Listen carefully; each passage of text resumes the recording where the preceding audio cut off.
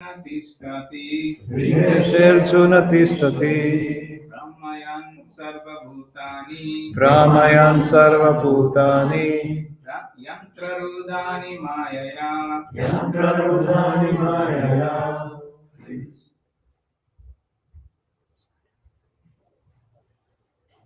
Ishvaraha, the Supreme Lord, Sarvabhutanam, all living entities, Hrideshe, in the location of the heart, Arjuna, O Arjuna, Tishtati, resides, Brahmayan, causing to travel, Sarvabhutani, all living entities, Yantra, on a machine, Arudhani, being placed, Maya, under the spell of material energy. Translation and purport by His Divine Grace A.C. Bhaktivedanta Swami Srila Prabhupada Ki Jai. The Supreme Lord is situated in everyone's heart, O Arjuna, and is directing the wanderings of all living entities who are seated as on a machine made of the material energy. Report. Arjuna was not the supreme knower, and his decision to fight or not to fight was confined to his limited discretion. Lord Krishna instructed that the individual is not all in all. The Supreme Personality of Godhead, or he himself, Krishna, as the localized supersoul, sits in the heart, directing the living being. After changing bodies, the living entity forgoes his past deeds. But the supersoul forgets his past deeds. But the supersoul, as the knower of the past, present, and future, remains the witness of all his activities. Therefore, all the activities of living entities are directed by this supersoul. The living entity gets what he deserves and is carried by the material body, which is created in immaterial energy under the direction of the supersoul. As soon as a living entity is placed in a particular type of body, he has to work under the spell of that bodily situation. A person seated in a high-speed motor car goes faster than one seated in a slower car, though the living entities, the drivers, may be the same. Similarly, by the order of the Supreme Soul, material nature fashions a particular type of body to a particular type of living entity, so that he may work according to his past desires. The living entity is not independent. One should not think himself independent of the Supreme Personality of God. The individual is always under the Lord's control. Therefore, one's duty is to surrender, and that is the injunction of the next verse. Ishvara sarvabhutanam hrideshe pranatishvati brahmayan sarvabhutani yantrarudhani maya. The Supreme Lord is situated in everyone's heart, Arjuna, and is directing the wandering of all living entities who are seated as on a machine made of the material energy. Om Jnanatimarandasya Gnananjana Chakshurunvitam Jena Tasmai Sri Gurave Namaha Sri Chaitanya Manobhishtam Stapitam Yena Bhutale Swayam Rupa Vidamayam Dadati Swapadantikam Sri Krishna Chaitanya Prabhu Nityananda Sri Advaita Gadadhar Shivasadi Gaur Bhakta Vrinda Hare Krishna Krishna Krishna Hare Hare Hare Rama, Rama Rama, Hare Hare. Mukam Krativacharam Pangum Gaiti Yat Kripadamam Bande Sri Guru Vinataranam Paramananda Madhavam Sri Chaitanyeshwaram Vanchikalpatrubhischa Kripasindhudevacha Patitana Pavnebhyo Vaishnavebhyo Namo Namaha. Hare Krishna. So this is a famous verse of the Bhagavad Gita. Krishna is telling Arjuna about the position of the super soul who is there directing the wanderings of the living entity. The living entity is situated in his body, a yantra. Yantra is a machine, a mechanical contraption. And not only is the living entity seated in this machine, but also the super soul is there in the heart of every living entity, and it is directing How it is directing? Upadrashnamantascha bhakta bhokta maheshvara paramatmeti cha yukto dehismin purushakvara. The Lord is giving knowledge, remembrance, and forgetfulness. Sometimes you don't know something, but Krishna all of a sudden, he makes sure that you know. Have you ever had that experience? That you're being guided by the super soul? You didn't know your way, you didn't know where you were going, you didn't know the proper answer, you didn't know the right thing to do, but Krishna gave you that. And at other times, Krishna gives you forgetfulness, and you don't know the simplest thing. What is the code to stop the alarm from ringing? Or where's my keys? What is the right answer? So Krishna is helping the living entity in his journey through the material world. If after Brahmandas, how long is a Brahmanda? How long does the universe last? Approximately. That's the lifetime of Lord Brahma. That's a pretty long time. So we've been wandering in all the different 8,400,000 species of life. But then, at one point, the living entity becomes fortunate when he gets in touch with Guru Krishna Prasadi Bhakti. When that seed of bhakti becomes planted in the heart of the living entity by the good fortune. That good fortune arises because the devotee has made it his mission to make Krishna famous, to spread Krishna's glories. Am bhakta paradino yasvatantreva sadhanam grashta hridayo bhakta bhakta janapriya. Krishna is in the heart of the devotee is in Krishna's heart. Thus they have each other's interests at heart. And they want the other person to be happy, to be well. So, Krishna empowers his devotees to spread his glories, and thus so-called undeserving bystanders become implicated, become involved in the process of Krishna consciousness. The main point here is that the Lord is in the heart of the living entity and is directing its wanderings. And in the purport, Srila Prabhupada goes on to explain that we should never think that we are independent. We should never think that Niarada is figured out. If Krishna doesn't want you to do something, or he doesn't sanction it, it's very unlikely that it will happen. Even simple tasks become impossible. Yet when we remember the lotus feet of Gornitai, then impossible things become quite possible. It is impossible to spread Krishna consciousness in these lands of atheism and voidism, nirvishesha, shunyavadi, paschatya, deshataya. Srila Prabhupada was given this mission by his Gurudev to spread the Krishna conscious movement in the English-speaking language, which seemed very unlikely. And many people in India thought, oh, this is just nice poetry. This is just some nice saying. Krishna Upadesh, Marjana, Guru Harakare Desh, Bharata Bhumi Dehoya Manusha Jamaya Jama,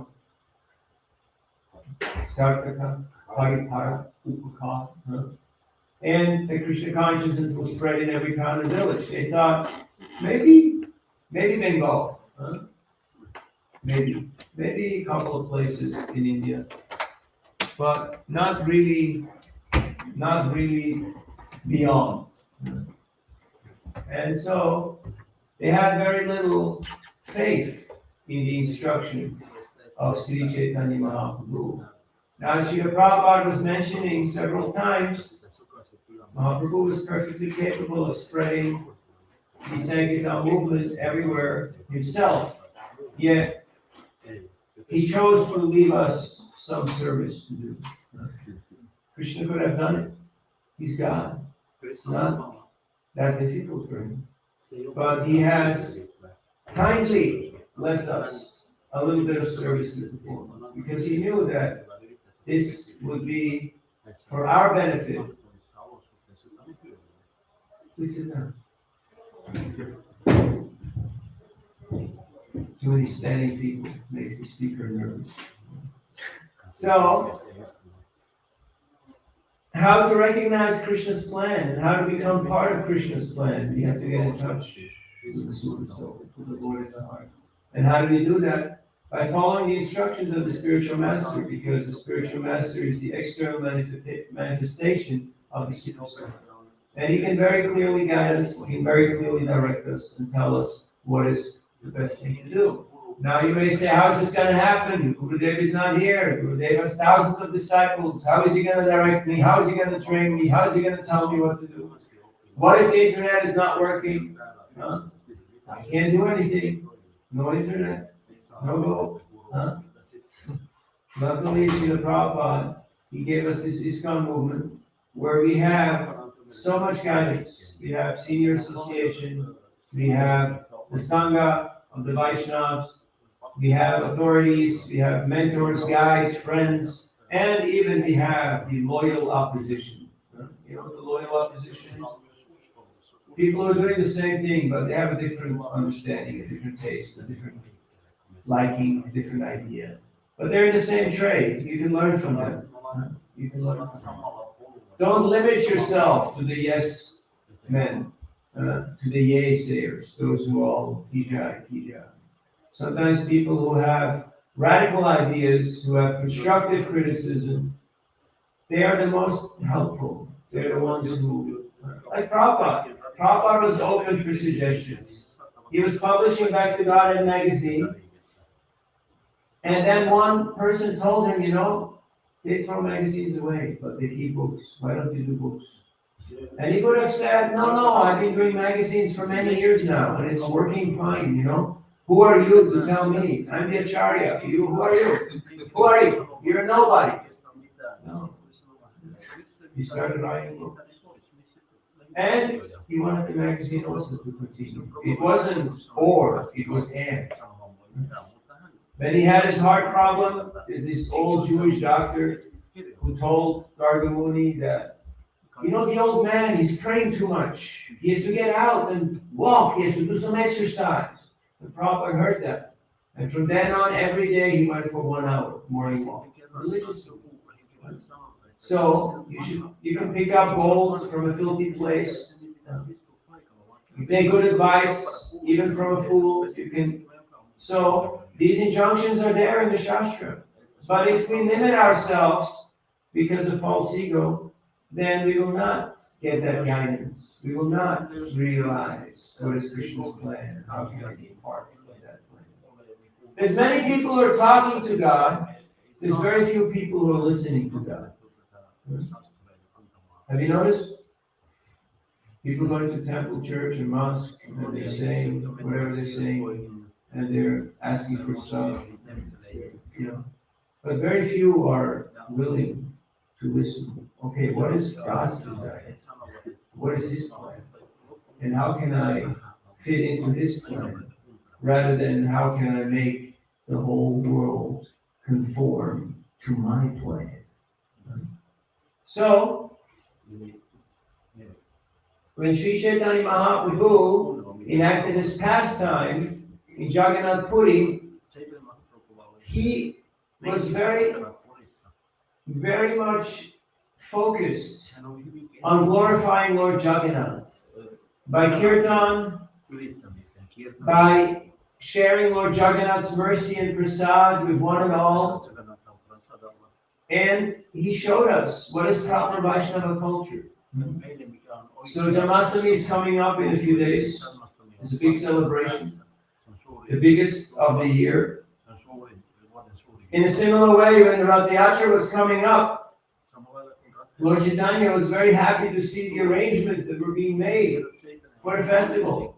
And he encouraged Kashi Mishra, the superintendent of the temple, and all the others in their activities.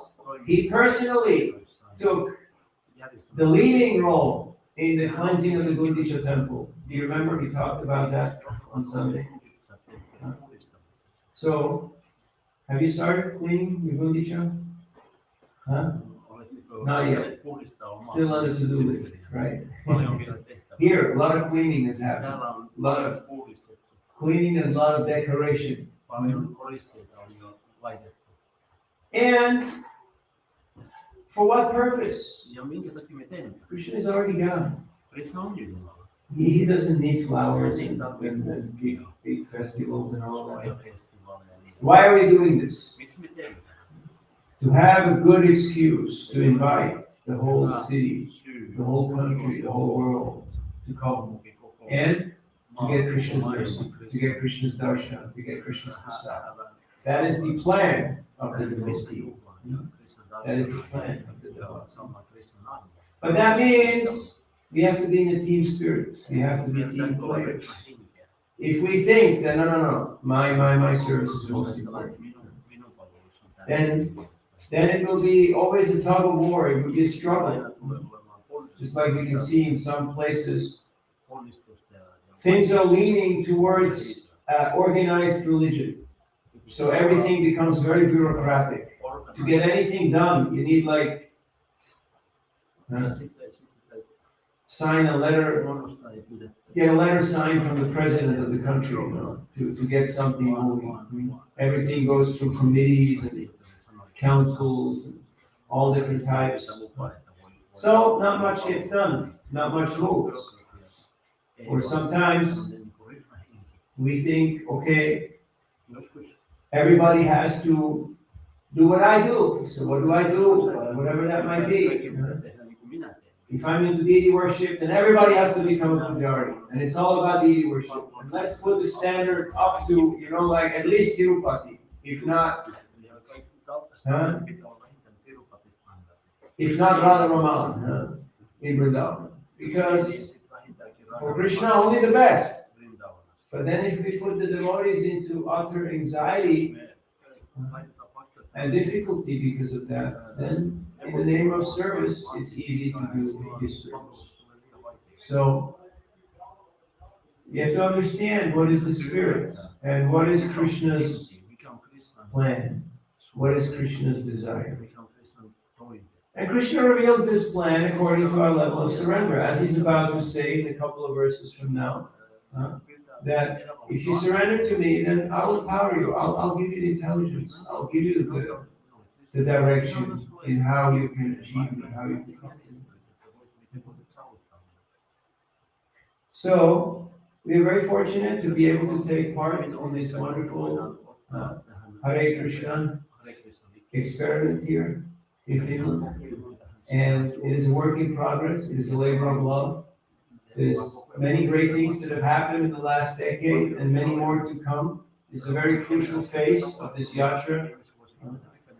It's very nice to see that finally Krishna has his own property here in the city of Helsinki, and it will become more and more beautified and more glorified by the combined effort of the devotees. Just like when Lord Chaitanya Mahaprabhu took part in the Rath Yatra festival in Puri, he ensured that all the devotees were very enthusiastically chanting and dancing and participating in this event. And he himself took the lead. At some point, the carts didn't move because if Jagannath wanted to see Lord Chaitanya dance. So he stopped the cart just to see Lord Chaitanya dance. And the king was very anxious because when the carts don't move, then everything stops. So he brought wrestlers and strongmen and elephants, and nothing helped. Till Lord Chaitanya personally said, "Let my devotees take these ropes into their hands." And Mahaprabhu went behind Lord Jagannath's cart and he pushed it with his own forehead. And then the cart started to move and the Rath Yatra continued. So it is a teamwork, it is a team effort. As we have mentioned, the Lord danced in all kirtan parties, and he made sure that everybody was taking part in these great festivities. Afterwards, he relaxed in the gardens. And Prataparudra Maharaj, he disguised himself as a simple Vaishnava. King Prataparudra, the emperor, the king of Puri. He took on simple dress. And he went to that garden where Lord Chaitanya was resting. And he started massaging his legs and feet. And he was reciting Gopi Gita.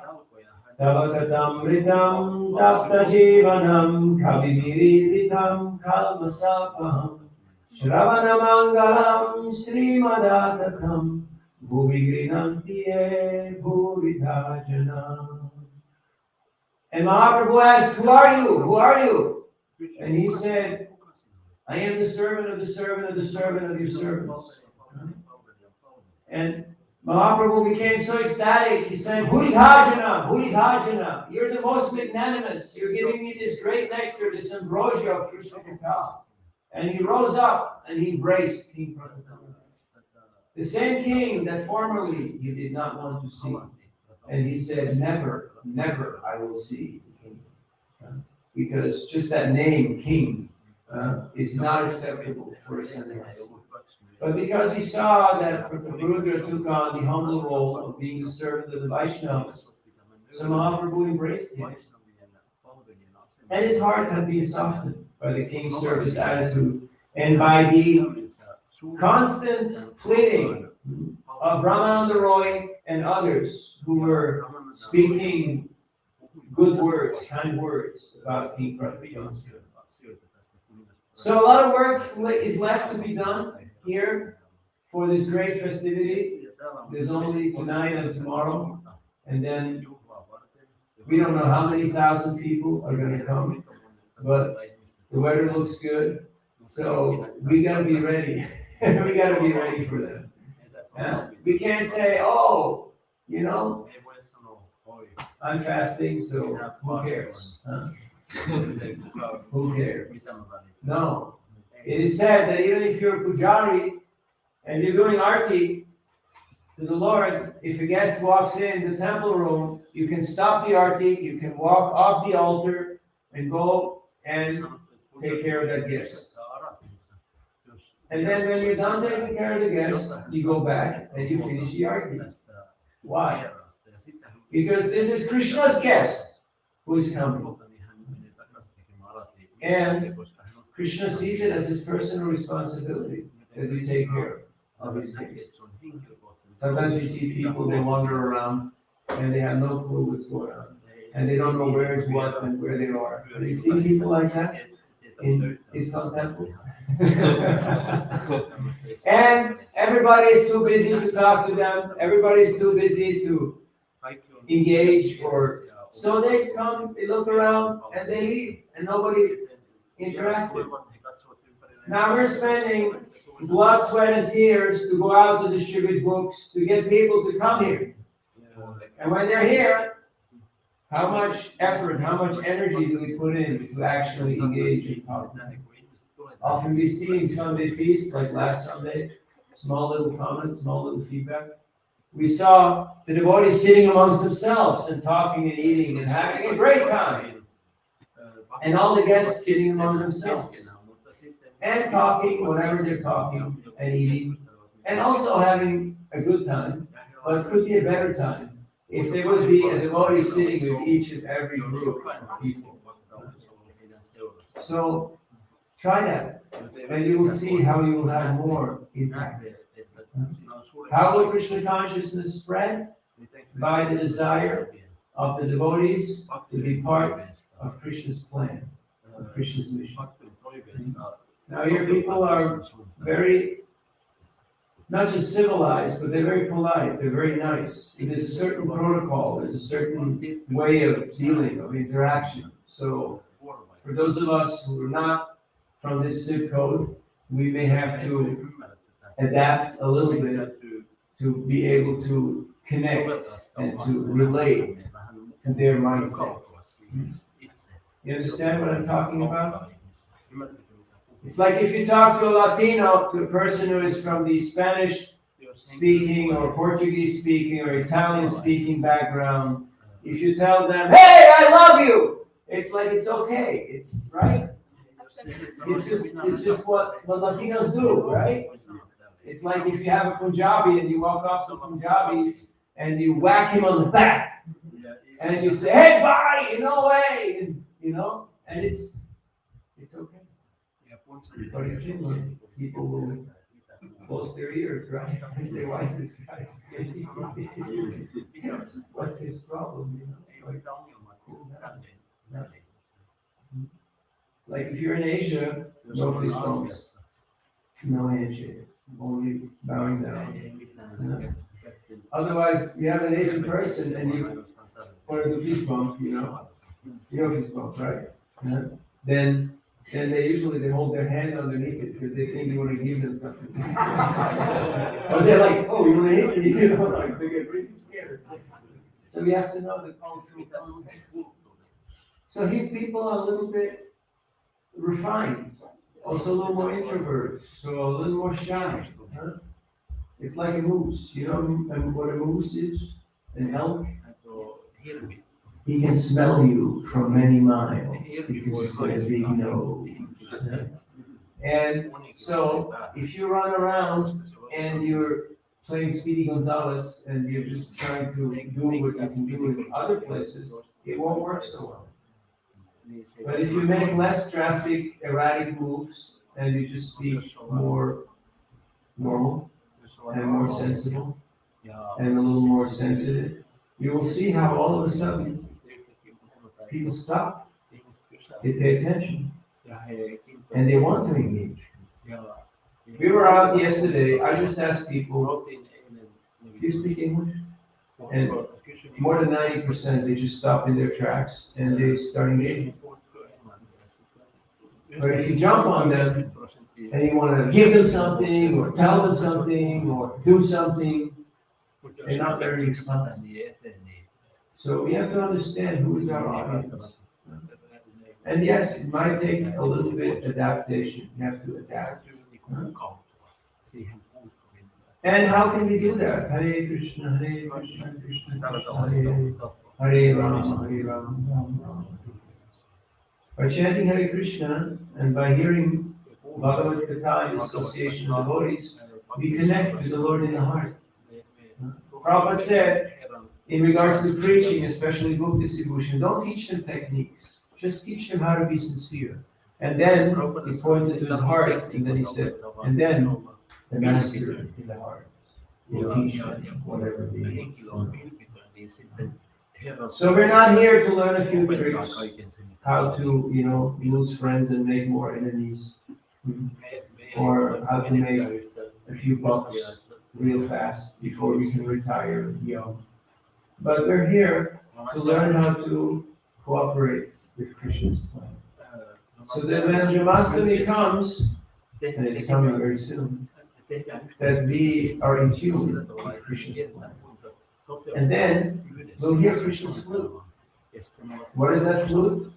That is the call to service. It is the call to action. Krishna says, "Quiero, I like you. Come on, let's dance. Let's do something together here." Srila Prabhupada writes in his books that bhakti is the highest form of intimacy.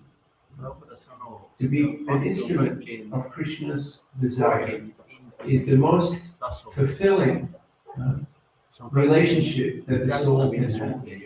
Everyone's running around trying to find something to fill that void, to fill that God-sized hole in their heart, to feel complete. But who is willing to surrender to Krishna? So that is what we're learning to do here. We're learning love through cooperation.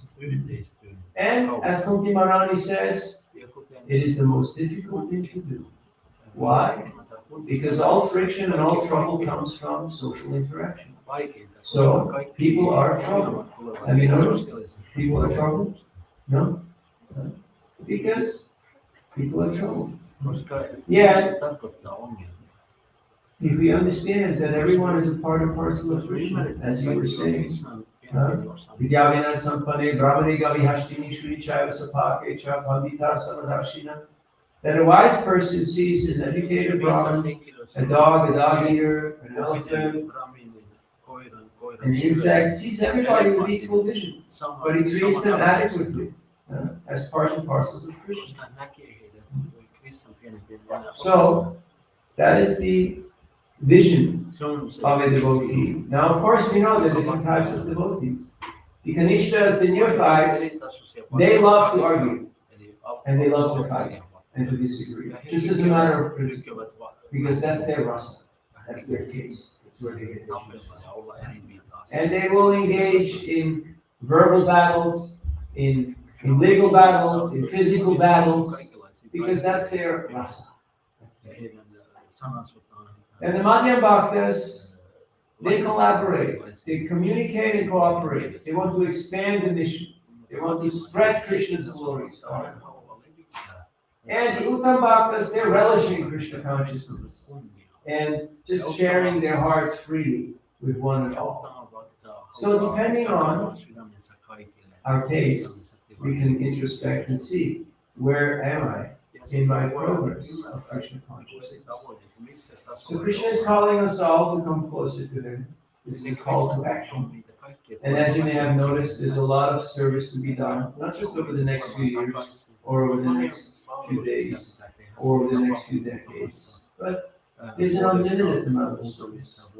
And it's the beauty of this Krishna conscious movement, that Srila Prabhupada has given us a process that is not stereotyped. It's not that you can say, okay, I'm here, I figured this thing out, I learned a few tricks. I even got a cool name, you know? So now, yeah, I'm one of the gang. I'm one of the team. If you have service, you're part of the team. If you don't have service, you can be an aspiring team member, you can be a spectator, you can be a guest. But in Bhakti, really, there is no spectators, because it's not a spectator sport. It's not something you can play on a remote control, you know? No, you have to actually engage. You have to actually get there and do it. Cooperate with Krishna's plan and the instruction of the spiritual master. Our Guru is one, and he manifests in different forms in order to guide us and to direct us. Otherwise, we're simply acting according to our karmic spreadsheet, and we're trying to fight off bad and do a little good, and sometimes feel a little guilty. And in this way, we're somehow trying to make it, trying to survive in this world. But the bad news is that nobody survives here. No one gets out alive. Yet if we are in Krishna's team, if you're engaging in Sankirtan, Yamaraj is also devotee.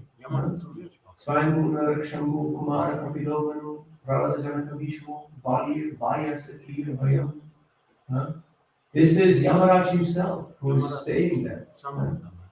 So, if you want to become deathless and fearless, engage in Harinam Sankirtan, and you will be in Yamaraj's team, and he won't kill you, because he doesn't kill teammates, because he's a team player. So you will be fearless, and you will be beyond the influence of time and space. Yes, you will still experience some disease, some old age, and that this body will perish, but it won't be really that much bigger a deal, because it's not. It's not. So these are some reflection on today's verse and on the upcoming events here. It's very wonderful to see devotees of all walks of life and all backgrounds collaborating together to expand Krishna's glories. And that can continue unlimitedly. That can continue unlimitedly. You know how Christianity spread? Initially, it was the saints and the martyrs. There was a few people who were ready to die for the cause, and there's a few people who were so pure that they attracted God's attention. And later on, there were some missionaries who just went to faraway places and they started a little gathering, a little congregation. They may have a little church somewhere, in a hut, in a shack, in a garage, in a little house. If they're lucky, they may have built a little church during their lifetime. And then they died. They went there on a one-way ticket. And now 2,000 years later, in every town and village of the world, basically, we have Christianity.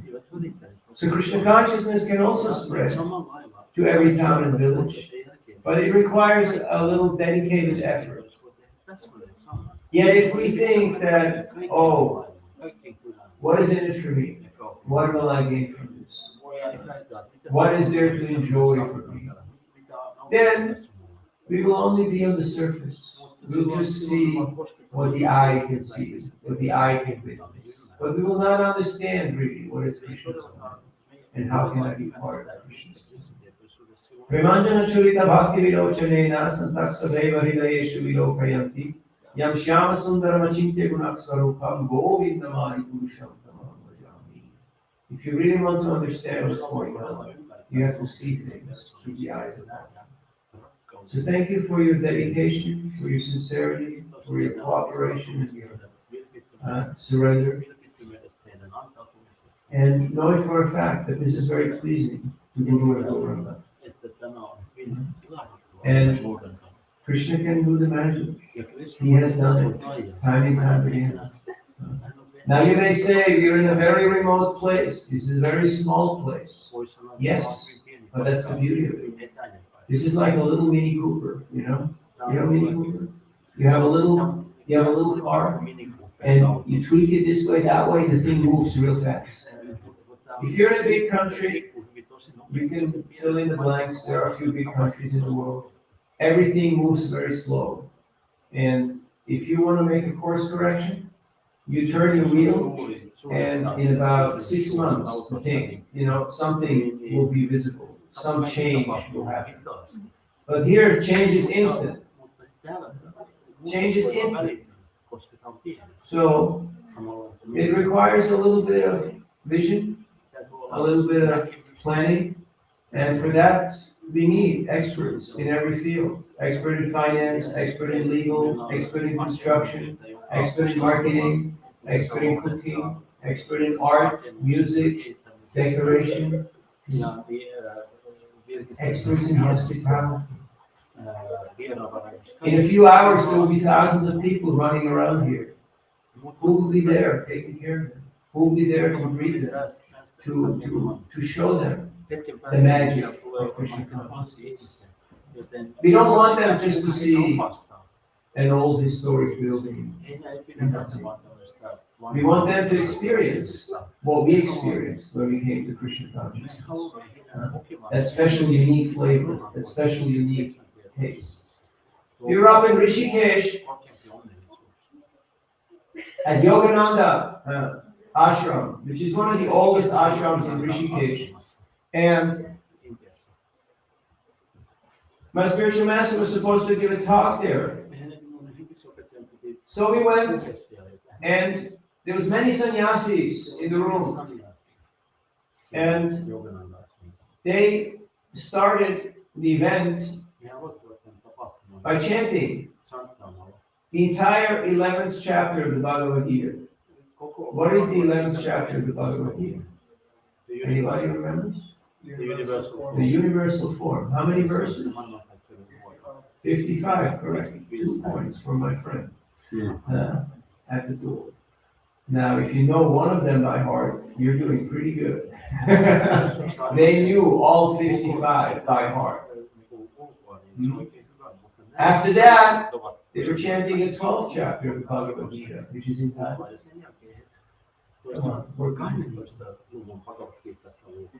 What do we do here? Devotional service. One of the short ones, only 20 verses. You want to learn a chapter? Here's your chapter, 12th chapter. Easy. Easy. You can do it. Beautiful verses.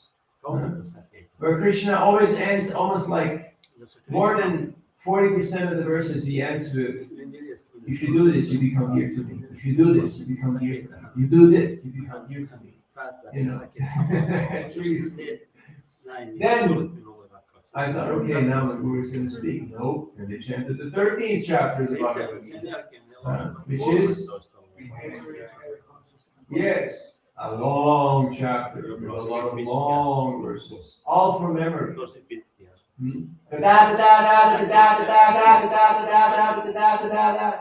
And so on, non-stop for about half an hour.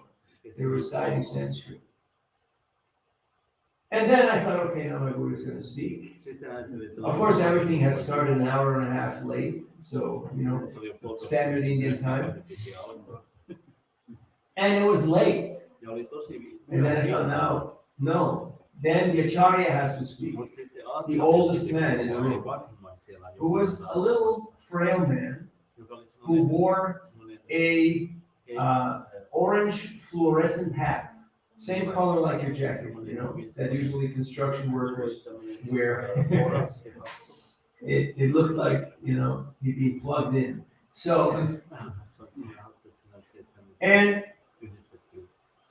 he started speaking in his frail voice, and he said, Swamiji was 70 years old, and he went to America.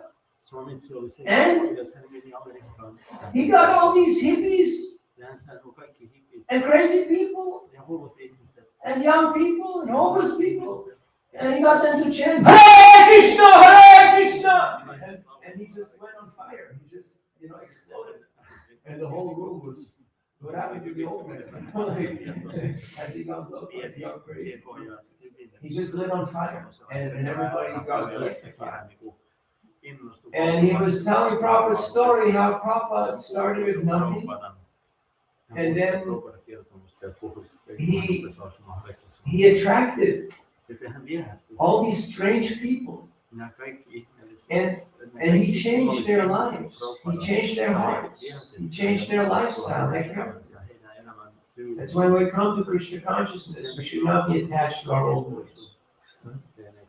Okay, formerly it was okay to, you know, do certain things when you were just in your old ways.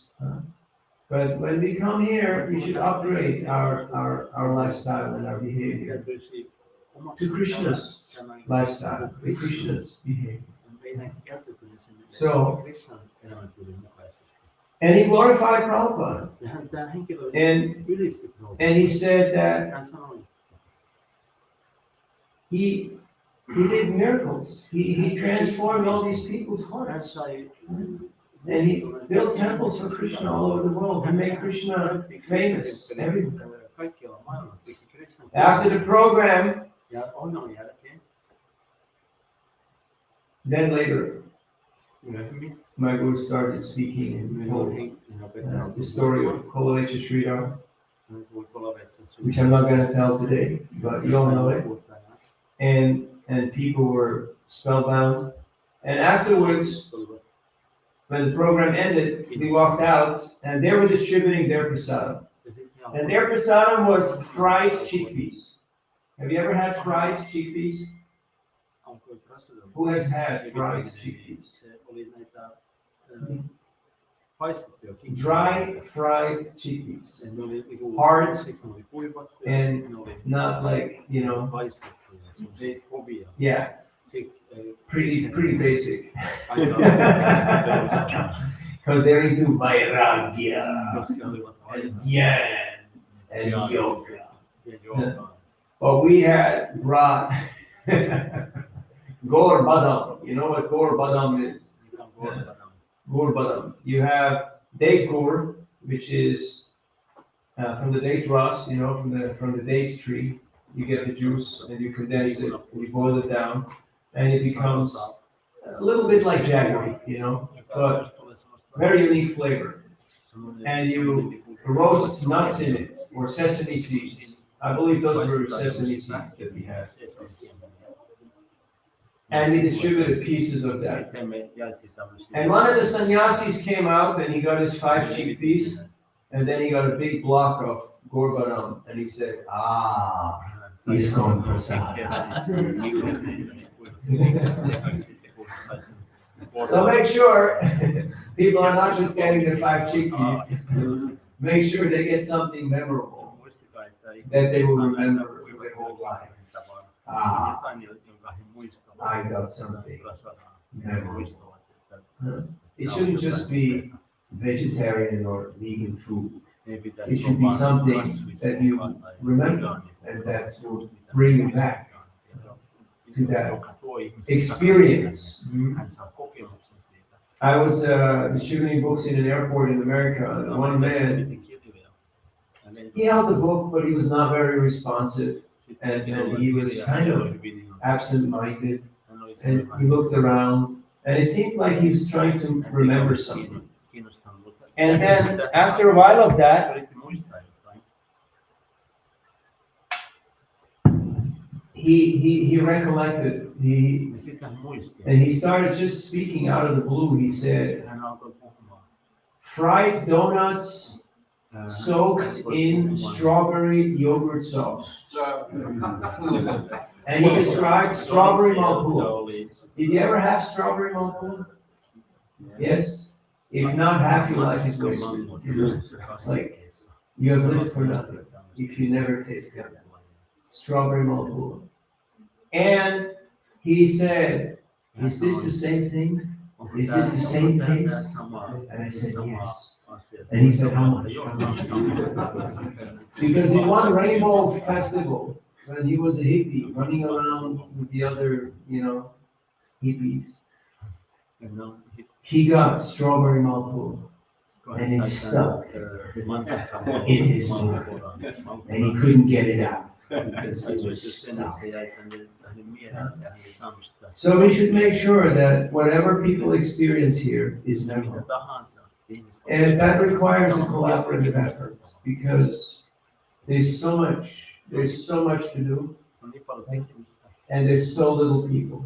But if you have so much to do and so little people, well, then you call all your friends, right?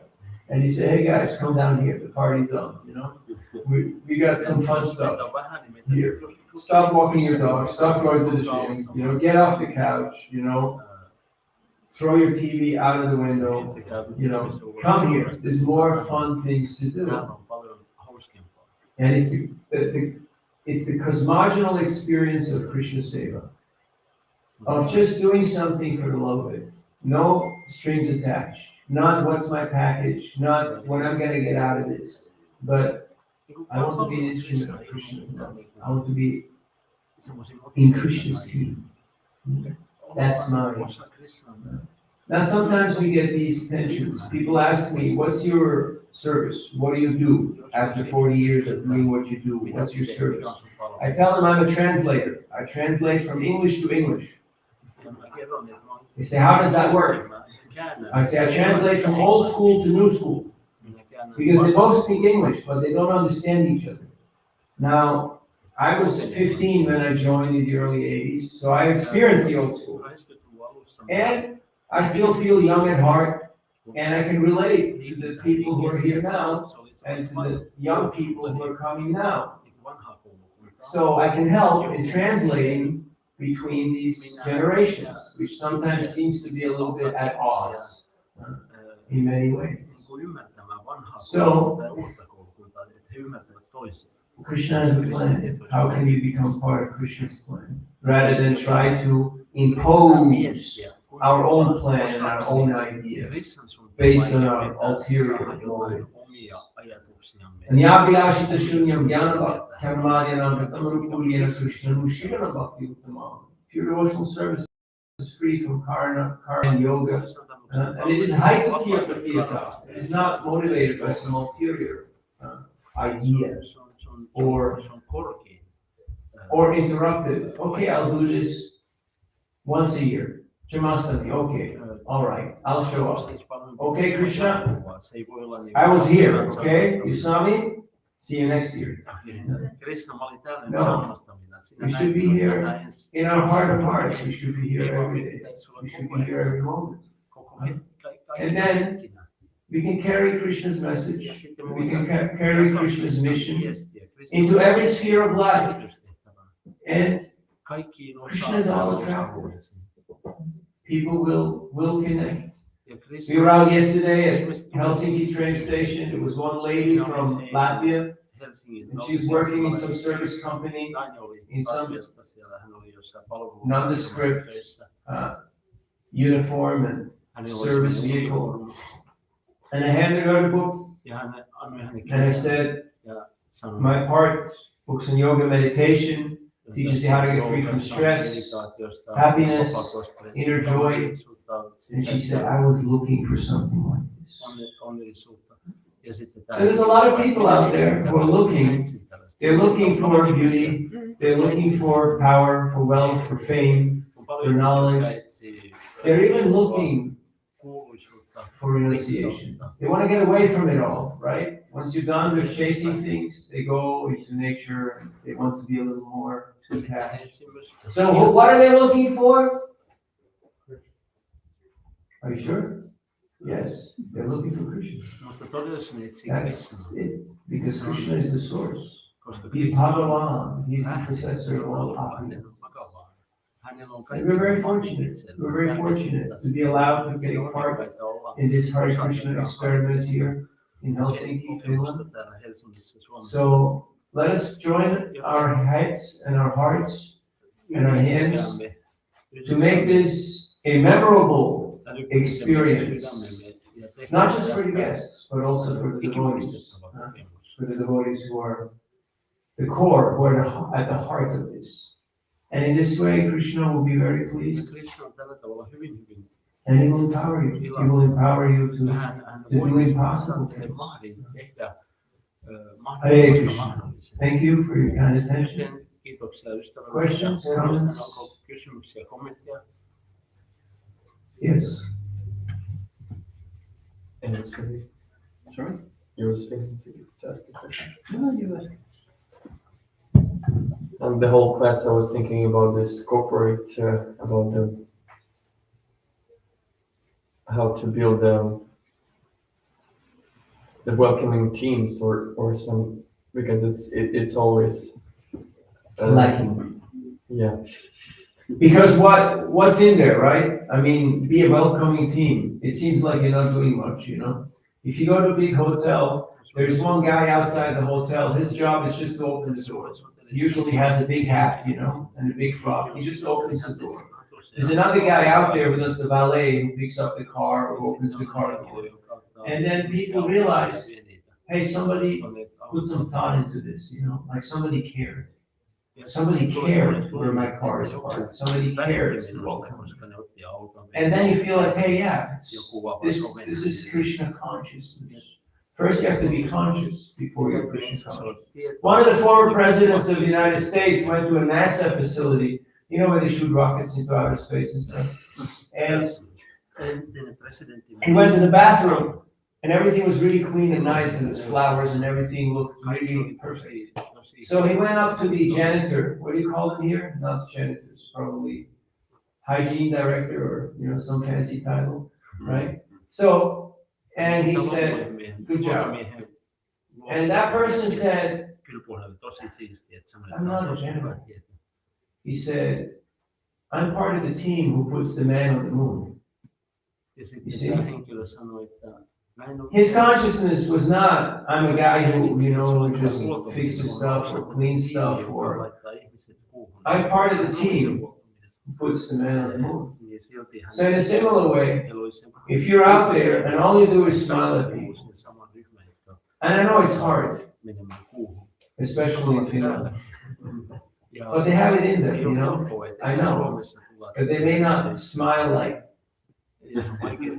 you know, you smile a little more internally, it's a little more mild, you know, but you just give people the understanding that, thanks for coming, I'm happy you're here, and we're gonna take care of you. And it makes the difference in the world. Because sometimes you go to a place and you want to buy something. And you have money in your pocket. And you know they got the goods. Ja heillä on, But then, mitä me haluamme. you know, the salesperson is too busy talking to their friend on the phone, or, you know, eating lunch, or scratching their back. And you're like, hey, you know what? I can buy this somewhere else. I don't need to do this, you know. Sometimes you're hungry and you go to a place and you look at the people, even if worse, you go and see the kitchen and you decide, oh, you know what? I'm not hungry anymore. Have you had that experience? And you just go somewhere else. We do not have a monopoly on Bhakti. There are other groups, there are other places, there are other movements. Did you notice that every yoga is doing kirtan now? You notice? Yeah. And they also started to talk about Bhakti and about this and that. And they poured some guy with a long beard, you know, and you can also get a name, you know, whatever you want. Huh? So, we don't have a monopoly. Meillä ei ole monopolia tähän. What is our edge? What is our value added benefit that we bring to the table? Millä me voidaan saada niin kuin ihmiset kiinnostumaan. Have you heard of Nokia? Huh? What happened to Nokia? Mitä tapahtui Nokialle esimerkiksi? You know, Nokia was number one, Nokia oli not just in towers, but in handsets, in mobile phones. And then ykkönen. what happened? Ykkönen. Either some people got stuck in the sauna or Jotkut ei saunaa. they didn't innovate. They were a little out of touch with the pulse of the market, of how the market moves and what people are looking for. And all of a sudden they kind of lost the game, at least in certain segments. So we should observe and you should see, study history. Prabhupada said, study the Catholic Church. They've been around for 2,000 years. Few things are right, few things are wrong. So we should be able to observe, to analyze, and to extract the lessons from that. Otherwise, history repeats itself. And we should not think that we're exempt from history. Because in our short 50 years, we have quite an interesting, colorful history. So, we're fortunate because we have so much tradition and we have so many intelligent and creative people who can contribute so much talent and so much innovation. Yet there has to be balance between tradition and innovation. That's why Prabhupada said, every year the leaders should come to Mayapur and discuss unity and diversity, that one topic, for 2 weeks. Every year, the same topic, unity and diversity. How to keep the tradition alive by empowering creative people, energetic people, and how to make it work. That's the Hare Krishna challenge. If you can master that challenge, we will be vibrant, we'll be attractive, we'll be impactful, and we'll be expanding. And if not, we'll be another neighborhood church. And I think there's already a few in every city of the world. Yet, if that's what we can do, then so be it. But if you can do a little more, then Krishna can empower us to expand unlimitedly. But it's not about infrastructure. There's no lack of infrastructure. There's no lack of resources. It's about the team and the team spirit. As long as we think, my guru, my mission, my thing, no, there's only one team. It's her team. It's Radharani's team. If you're not a team player, you can't be on the team. You can be a great guy, you can be a great girl, you may be okay in your little neighborhood, but you can't be on the national team. Because there, you have to have a team player attitude. And that means team first. That means it's not about my glory, it's not about my success, it's not about me being the boss or being in the center, but it's about the team winning. It's about Krishna's glorification. When Krishna left the Rasa dance, all the gopis, even the rivaling camps, they all got together and were remembering Krishna and chanting Krishna's glories and collaborating. How can we get Krishna to come back? Because their differences are just there to increase the flavor of Krishna's enjoyment. There is unity in purpose. How to give pleasure to Krishna. So, let us be conscientious, let us be mindful about our unity, and then the differences will be variety. They will be enhancing the flavor, the ras, the experience. They won't collide, they won't be contradicting and conflicting. Thank you for your kind attention. Any other comments? Yes. And yes. How do you communicate with the new generation and translate the old school to the new school? First of all, you listen to them. Because the new generation is not patient, is not studious, is not austere, but it's averse to hypocrisy. So when they see that we, the older folks, are not walking our talk, then they become very upset. So we have to do our own homework, number one. Number two, we have to listen to them and make them not just heard, not just understood, but make them feel welcome, that they feel we own this. This is our thing. That's empowerment. And then you'll be surprised on how much they can do. My guru sent me to San Francisco to start a center. And asked him why, and he said, it was one of the first cities, and very important city, and we didn't have a center there for 30 years. And you will learn patience. And I said, patience? What do you mean? You're joking, right? That was in 2015 in New York. And I was 2023, 8 years later.